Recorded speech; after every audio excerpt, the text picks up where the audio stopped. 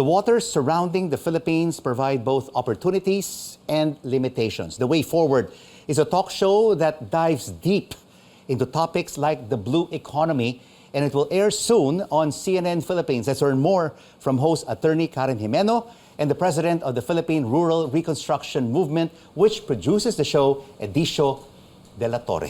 Thank you so much for joining us, Sir Ed and Attorney Karen. Thank you, Rico, for having us. All right, let's focus now on the way forward. Why is it going to focus, Karen, on the blue economy? The blue economy is, for me, like similar to the term green economy, where it's land focused when you're talking about green economy. But the blue economy looks at the waters. And people forget that the earth is 3/4 made of water. And this is particularly relevant for the Philippines, where we're more than 80% in terms of our sovereign territory and resources. It's in the water. And the blue economy is now the term being used at the international level to talk about how we utilize the resources in the oceans, both living and non-living, in a sustainable manner. And Sir Ed, why does this blue economy focus and targets on the fisher folks? Well, because the Philippine Rural Reconstruction Movement, like most rural development NGOs, tended to focus on the land-based farmers. And then the fisher folks say, but food is not just rice and carbohydrates, it's also protein, especially fish. So in a way, it's to balance what we would consider in self-criticism, perhaps a relative neglect of the fisher folk compared to the farmers. So how will this blue economy discussion help the fishermen, Sir Ed? Well, they feel, at least the ones we talked to, that they have not received the same level of attention and support from government because they tended to be appendage to agriculture, which is always perceived as farmers, land-based. So by saying that they are not just marginal to the land, but part of this bigger resource of the ocean and the rivers, we hope that the fisher folk will get the proper attention and support from the government. And Karen, this is a huge issue, no? It's a major issue that really has to be addressed. Who are some of the thought leaders, scientists, and experts that you will be speaking to in this 3-episode special called The Way Forward?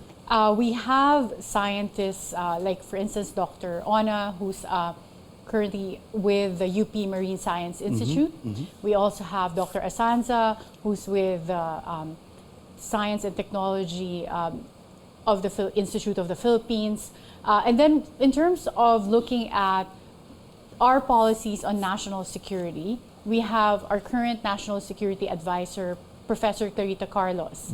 And another key guest here is former Associate Justice of the Supreme Court, Francis Hardilesa, who was the Solicitor General at the time that the Philippines was able to secure an arbitral award at The Hague when we had this territorial dispute with China. So, Karen, will these experts, these scientists and thought leaders really give us concrete solutions on how to move forward with the blue economy? Because, I mean, this topic should have been discussed way before.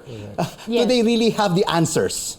Well, of course, as I would think, there's really no right answer, right, at this time. But we do have to start at least with a discourse on first recognizing that the blue economy exists, and despite the fact that for the Philippines, most of our resources are in the waters because we are an archipelago where 80% of our sovereign territory are in the water. But we don't really have even a policy agenda when it comes to the blue economy. So this is something that we have to start the conversation with, but having the experts around from the science sector, but also from the policy side, really discuss some of the ideas as to how we can move forward with this aspect. And of course, it's not just talking to experts, Sir Ed, thought leaders and scientists, but they also have to talk to the fisher folks. What are their main complaints? What are their issues? And, you know, this is a docu-talk show. Yes.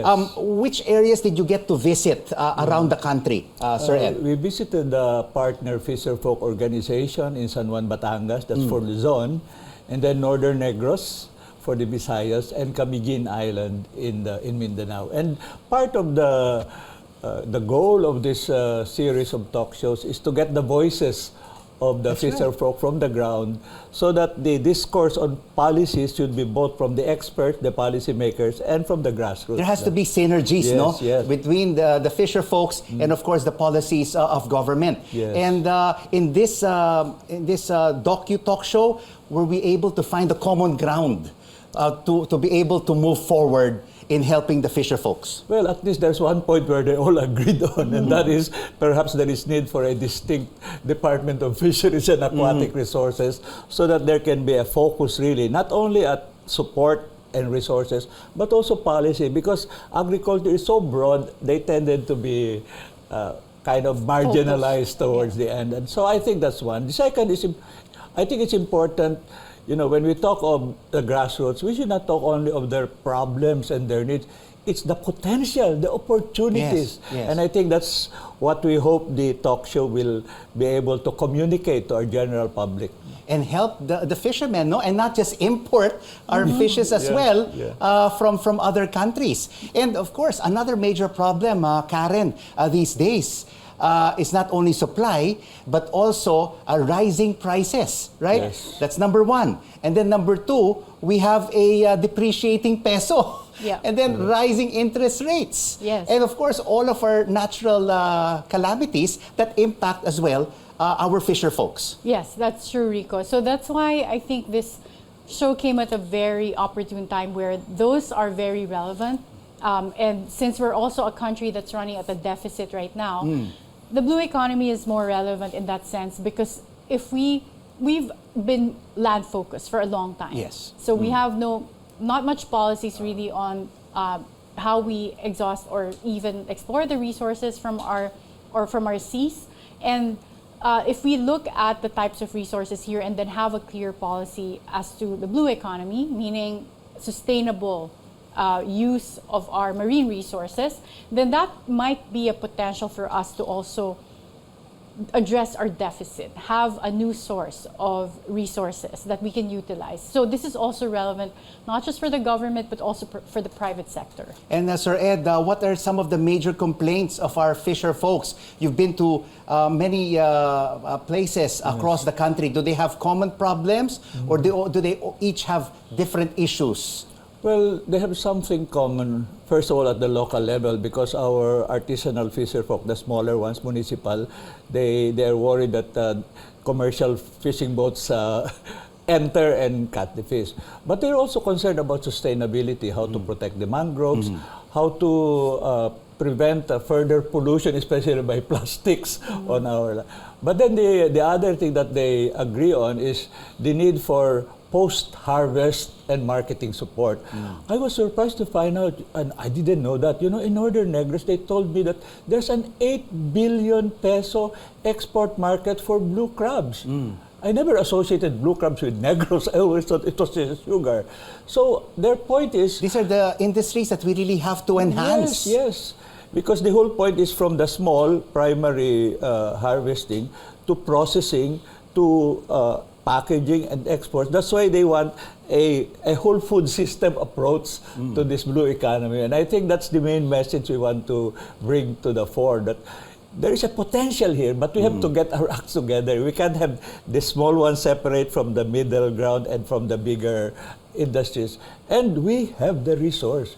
It is just that, as Karen said, we're not aware of them, and there's not enough emphasis, perhaps. That's why, again, the big commercial fishers and the small fishers agree at least on one point. They say, we can quarrel on other things. Yeah. Let's get a government agency dedicated to this so that we can harmonize the policies and give enough support. And of course, the bottom line is support from the government, support from the private sector, and money, financing to help our fisher folks. Correct. And Karen, the Way Forward starts this week. Please invite our viewers to watch The Way Forward with Attorney Karen Jimeno. Thank you, Rico. I'm inviting everyone to watch The Way Forward. This starts tomorrow, Wednesday, January 8th at 8:30 p.m. And it airs every Wednesday. It's a limited 3-part series. So 9, 16, and 23 of November. Yes. Thank you so much to you both for joining us on The Final Word. Thank you, Rico. Attorney Karen Jimeno, and Sir Edicio Dela Torre from this new CNN 3-part series, The Way Forward. Thank you.